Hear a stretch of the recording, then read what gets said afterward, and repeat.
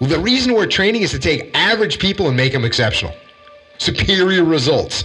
A unit, to be truly outstanding, should be excellent in all undertakings and activities. Commanders must know and understand that the capabilities and limitations of personnel and set high and exacting standards of capabilities of the high ability of a unit's personnel. This tends to give the low ability group a hopeless feeling because of having to compete against a standard which they cannot attain. A unit satisfactory in all things is better than one outstanding in some, excellent in others, and unsatisfactory in a few. That's a good thing to think about. You know, it's better to be good at everything than outstanding at this one thing, okay at some other things, and unsat in some final things. Fast forward a little bit. Emphasize fundamentals. The basic difference between a well-trained unit and one that is not well-trained is found in the attention paid to the fundamentals of marksmanship, chemical, biological, and radiological warfare, communications, maintenance, administration, and all other arts and skills that contribute to making the unit combat ready in the shortest possible time. A well-trained soldier is the only foundation upon which effective combat-ready units can be built. When the soldier fails to demonstrate proficiency in individual skills, the Army's investment is wasted and the combat readiness of the unit is diminished. Each commander should approach his problems of combat readiness with a sense of wartime urgency. There is no magic formula, no sweatless solution to achieving a high state of combat readiness in a unit. Application of the fundamentals enumerated below, however, will help. So that, by the way, sweatless solution, you've heard that before, right, Echo Charles? Yeah. That's hack. Yeah. Well, hack took that actual phrase and I had tried to find it in About Face, and of course, About Face is 836 pages, and I was like, oh, I know it's in here somewhere. I've done it on the podcast. I've talked about the sweatless solution. There is no sweatless solution. We've covered that on the podcast.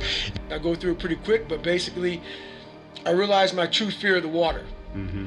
And I was the only of the 36 African Americans to become a Navy SEAL in the history of the SEAL teams. Mm-hmm. I'm sure you're familiar with that. Yeah, my roommate was one of them, Jimmy Mann. Oh, nice. I don't know if you knew him. I didn't know him. Yeah, good guy. But I didn't know how scared I was of the water. So I got this packet, like before the training program started, kind of teaching you how to, get ready for the program, like a warning order. Mm-hmm. And it was push-ups, sit-ups, all that stuff. I got to like the last page that said swimming. Mm-hmm.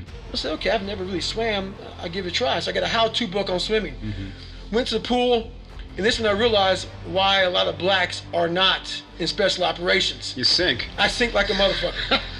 Sink like a motherfucker. So I got in that water, man, and this lifeguard was trying to hold me up. First thing you do in swimming is float. Right. So I laid back on my back, and the guy said, relax. I relaxed. I lawn darted to the bottom of that pool. And I came up to the side of the gunwale, and I was sitting there breathing all heavy. He goes, man, you're fucked. He goes, you're negative buoyant. I go, negative what? He goes, you can't float. Yeah. So I put the same work ethic in as I put into my studies. I learned how to swim. So I got the pararescue. There's about 200 guys in my class, one black guy being me. And I passed the swim test, passed the running, the push-ups, all that stuff. And the next couple of days, we had this thing called water confidence. Mm-hmm. This is when you know how comfortable you are in the water. So people don't know about water confidence. Basically what it is they pretty much try to drown your ass underwater. Mm-hmm. They take away the one thing you've had your whole life, which is breathing. Mm-hmm. And they want to see how comfortable you are in the water with different tasks. Mm-hmm. I hated it. Mm-hmm. I realized that it was brutal. It was brutal. So same as pool comp, essentially? Same as pool comp, essentially. Yeah. But what this was, so pararescue was like a 12-week long, 6-week long, either 6 or 12, it changes all the time. I think it's 10 weeks long, matter of fact, of basically pre-scuba school. Yeah. That's all it was. And we stayed in the water. That's all OLH is, which is pararescue school when I went through, is just that every day. So for 6 weeks, I didn't sleep. I was just terrified to go back to that water, but I didn't want to quit.